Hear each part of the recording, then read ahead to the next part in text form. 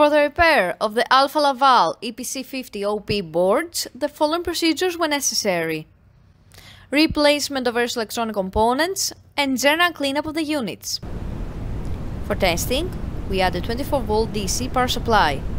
As soon as we turn the power supply on, the unit reacts, and after a while, we can see the message on the LCD screen.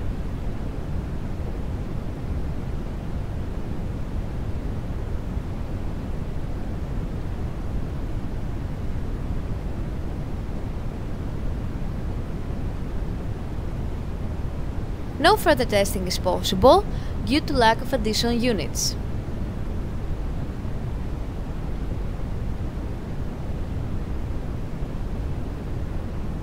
The same process is repeated for the second OP board.